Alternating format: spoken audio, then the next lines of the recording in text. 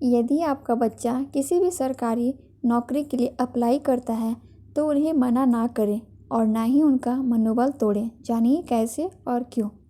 आज मैं एक ऐसे टॉपिक पर चर्चा कर रही हूँ जो बेरोजगार से संबंधित है। जैसे ही वो उनके घर में दाखिल हुआ तो उसने देखा कि कजन गोविंद जी अपने बेटे रमेश को डांट रहे थे। तो उसने पूछा कि गोविंद जी क्या बात हो गई जो आप रमेश को डांट रहे हो। तो उन्होंने कहा, मेजर साहब आप नहीं जानते, ये रमेश पता नहीं कितने महीने से नौकरियों के फॉर्म भरता है और इसका नंबर 1 में भी नहीं आता। तब आप बताओ कि क्या करूं मैं इसका। तो मैंने कहा, गोविंद जी पहले तो आप ये बताइए कि आप इसको सरकारी नौकरी करते हुए देखना चाहते हैं या प्राइवेट नौकरी। तो गोविंद जी ने कहा, मेरा सपना रमेश को सरकारी नौकरी करते हुए देखना है। फिर मैंने कहा, तो फिर आप इसकी क्वालिफ़िकेशन के हिसाब से ये जो भी नौकरी का फॉर्म भरता है तो आप इसे मना मत कीजिए। गोविंद जी ने कहा, किंतु मैंने कहा, रुकिए गोविंद जी, अभी मेरी बात समाप्त नहीं हुई है। अब मैं आपको एक एग्जाम्पल देता हूँ। एग्जाम्पल, अब आप ये बताइए कि आपको तैरना आता है।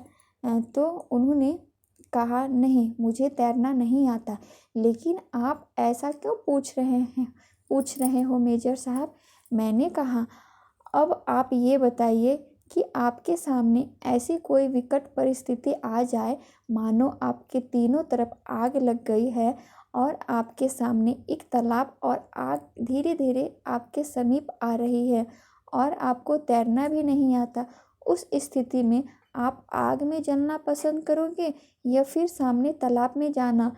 तो उन्होंने कहा, मैं तालाब में जाना पसंद करूँगा।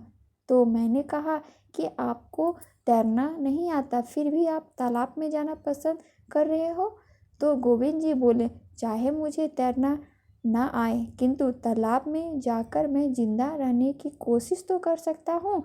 अर्थात मैं तैरने की कोशिश करके मौत से लड़कर मरा तो मुझे मरने का कोई गम नहीं होगा, क्योंकि मैंने हार नहीं मानी, मैंने कोशिश तो की। तो मैंने कहा कि गोविंद जी आपके सवाल का जवाब स्वयं दे दिया। तो गोविंद जी बोले, मैं कुछ समझा नहीं। मैंने कहा, गोविंद जी आप जब आपको तैरना नहीं आता फिर भी आपने कोशिश वाली बात कर तो कही, तो फिर आपको रमेश को डांटने का सवाल ही नहीं उठता, क्योंकि रमेश भी तो जिन सरकारी नौकरियों के लायक है उस सब में फॉर्म भरकर कोशिश ही तो कर रहा है। वो लगे या ना लगे किंतु कोशिश तो कर रहा है। जिस तरह आपने अभी तैरने वाली बात कही थी कि आप जिंदा रहो या ना रहो किंतु कोशिश करने में क्या जाता है। क्यों गोविंद जी, आपका मतलब तो यही हुआ कि जिस नौकरी का फॉर्म भरे उसमें लग ही जाए, ये कोई ज़रूरी नहीं। 3000 पोस्ट पर 10 लाख फॉर्म लगते हैं, तो आपके हिसाब से 9,97,000 लोग जिन्होंने फॉर्म भरा, क्या वो सब मूर्ख है? नहीं गोविंद जी, वो मूर्ख नहीं है। किसी भी स्थिति में हार नहीं मानने वाले युवा हैं जो हर वक्त इसी कोशिश में लगे रहते हैं कि आज नहीं तो कल उनकी मंजिल उन्हें ज़रूर मिल जाएगी। इसलिए आप रमेश को ना डांटिए, उसे वह करने दीजिए जो वह कर रहा है।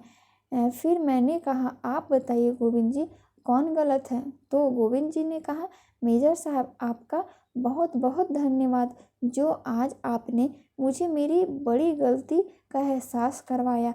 शायद आज तक मैं रमेश को बेवजह डांटता रहा, किंतु आज मैं उसे किसी भी फॉर्म के लिए मना नहीं करूँगा और ना ही उसका कॉन्फिडेंस लो करूँगा।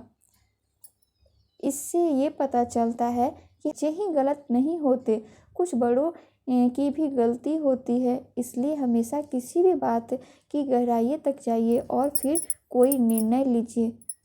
बाय।